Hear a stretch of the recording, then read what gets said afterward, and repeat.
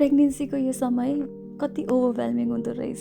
सानो सानो खुसी, सानो जेस्चरले पनि कति धेरै माया र आनन्द दिने रहेछ है। मेरो बाबाको कजन दिदी र उहाँको फ्यामिली लन्डन बस्नुहुन्छ, हामी चाहिँ वेल्समा। टाढा भए पनि यो बेलामा मलाई बारम्बार कल गरेर मेरो खबर सोध्ने, के खान मन छ भनेर सोधिदिने, कति केयरिङ। अनि एक दिन त टु डु लिस्ट नै बनाएर आउनुभयो। आउने बित्तिकै मलाई क्रेभिङ्स भएको सबै कुरा बनाएर खुवाउनु भयो। पहिलो क्रेभिङ थियो सेलरोटी, यस्तो मिठो बनाइदिनु भयो कि मैले काममा जाँदा पनि सँगै लिएर गएँ। दोस्रो क्रेभिङ थियो रायोको साग, आफ्नै घरमा फलेको साग लन्डनबाट ल्याएर पकाएर खुवाउनु भयो, कति स्पेसल। अनि तेस्रो क्रेभिङ थियो आलु पराठा। मेरो रोटी बनाउने ढङ्ग नै छैन, तर भिनाजुले लास्टै राम्रो पर्फेक्ट बनाइदिनु भयो।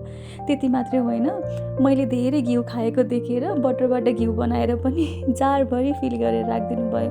अनि अलिअलि ग्रोसरी पनि किनेर छोडिदिनु भयो। यो सबै माया, केयर र जेस्चरले मेरो मन एकदमै छोयो। त्यसमाथि पनि प्रेग्नेन्सीको हर्मोनले झन् इमोसनल बनाएको बेला। दिदी भिनाजु, यस्तो मिठो माया र केयरको लागि धेरै धेरै धन्यवाद।